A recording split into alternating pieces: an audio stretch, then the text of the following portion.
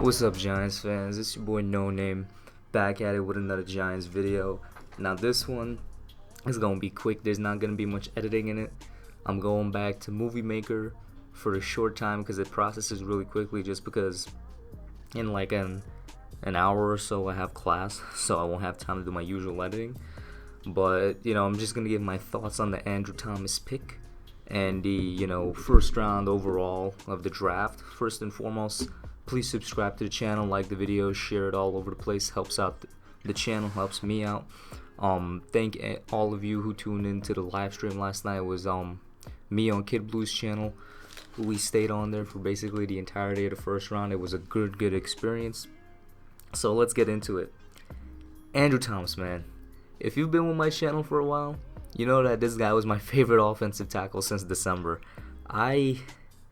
I was genuinely surprised when the Giants picked him because there was nothing linking us to him except for the fact that we interviewed him.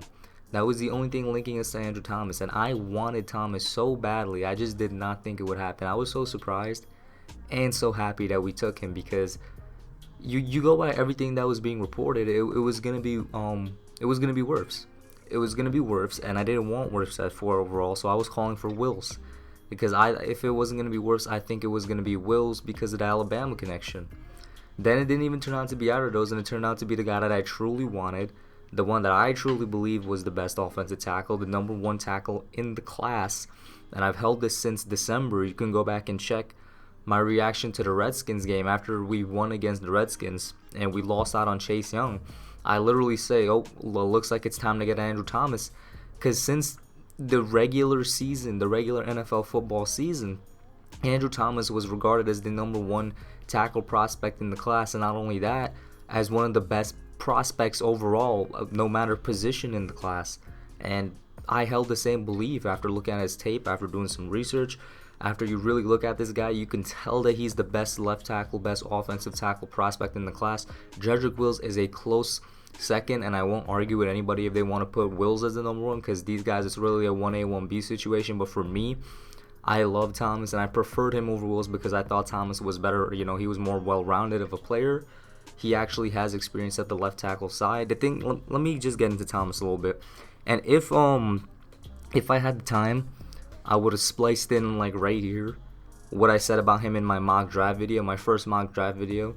1.0, that was the mock draft, the only one out of 3 mock drafts that I did where it was basically what I would do if I was Dave Gettleman.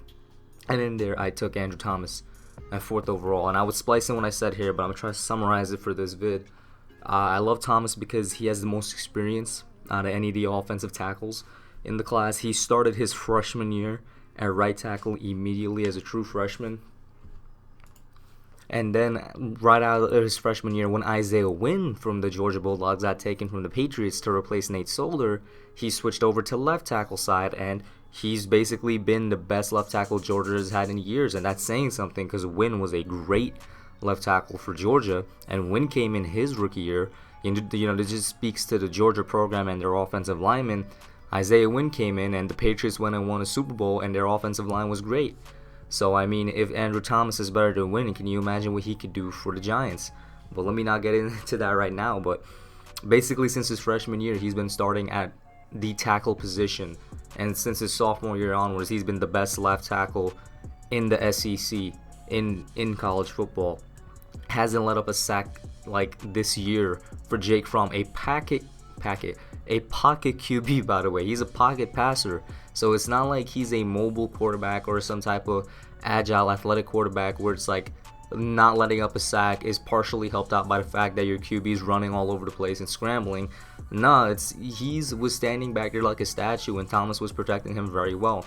Thomas has despite not being the biggest guy in the class, he is still pretty big. He's almost close to Nate Solder in size in terms of height and weight. And if you want to say a flaw about Thomas, if you could really point out any major ones, there are no major flaws with this guy. But like, one of the things people wanted to point out was that maybe he could put on some muscle or some weight in the lower body to get a little bit more power from his feet and whatnot. I personally think he's fine, but if that is a major improvement that could be made, which would obviously be decided by Mark Colombo offensive line coach, then hey, let it be made. And I'm not sure if I said it before, but this guy, even though he wasn't as big as Mekhi Becton or whatnot, out of every tackle in the class, Andrew Thomas had the longest wingspan, and he definitely used that at the college level. This guy has a nice punch, great hand technique, great foot technique, a great protector in the passing game, and a great blocker in the run game. Once again, going back to why I favored him out of all the offensive tackles, I thought that he was the most balanced prospect compared to anybody. He was definitely the safest and the one with the highest floor, but he was also the one, that was the most well-rounded player. He was good in both pass protection and run blocking. And I personally think he has the highest floor. I don't know what his ceiling is, but remember what Judge was saying.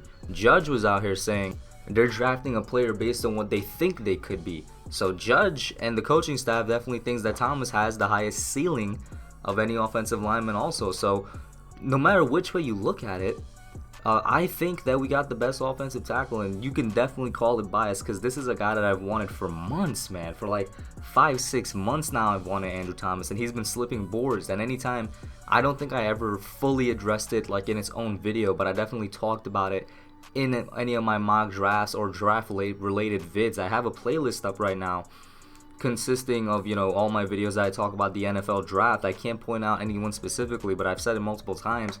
The reason I think he was slipping on boards is because people were getting bored and they wanted something different. That's really it. Because when you look at reasonings, and I said this on the live stream last night with Kid Blue also, anytime somebody gave me a reasoning for why Thomas was not the number one tackle, it wasn't necessarily a negative factor on him. They were just saying something positive about a guy that they had ranked higher, which just pointed out to me, all right, then there's nothing wrong with Thomas. You just like this guy better for not really any reason that puts Thomas down, So I love the pick, man. I can't say how ecstatic I am because anytime I think about it, I think about Daniel Jones getting more time in the pocket and Saquon going off, because with Jason Garrett and the system that he runs, and with Joe Judge, and the fact that Gelman and everybody realizes that the offensive line is now very close to being fixed, all you need is a new center. We're definitely going to get a new center, and I'm thinking about 1,500 yards for Saquon next year, man, and Danny Dimes getting time in the pocket to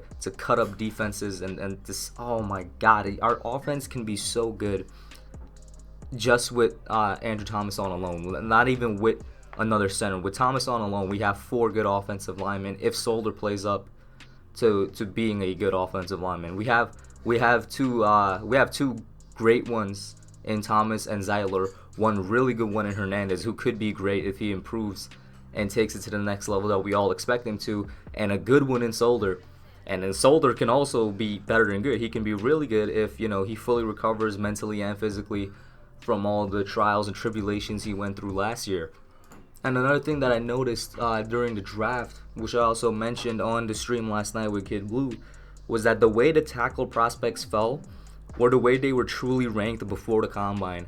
Before the combine happened, and before everybody sort of which is really when Thomas started to slip, and before these tackle prospects, their ranking started being altered, the original ranking was how they fell in the draft. It was Thomas, Wills, Wirfs, Becton. Although I think, no, how they went in the draft was Thomas, Wills, Wirfs, Becton.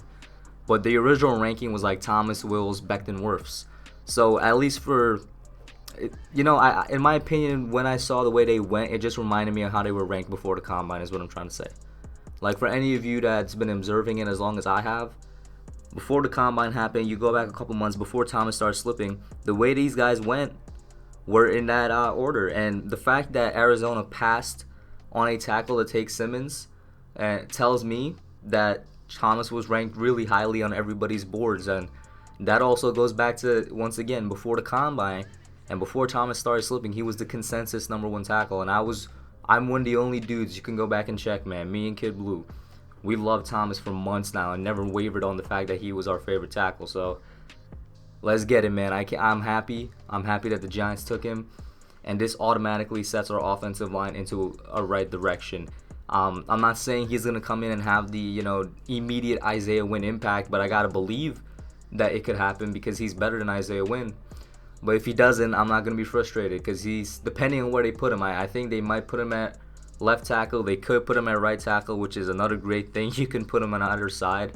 and switch him up and he'll do fine, but he might struggle a little bit, but it's gonna happen. He's playing a tough position. Happy with the pick. Later on in the day, when I have more time, I might do another vid on prospects that we could take in the second round, because a lot of good people dropped. We could go center, safety, linebacker, or edge rusher. I would personally go edge rusher or linebacker. I would just on the defensive side and fix the center later on, because we do need to address the defense, but there's a lot of good people that dropped. That's it for now, guys. I'm out. Thanks for watching. Put your comments down below. Make sure you smash that like button, subscribe, and turn on post notifications. Until next time, I'm out. Yeah.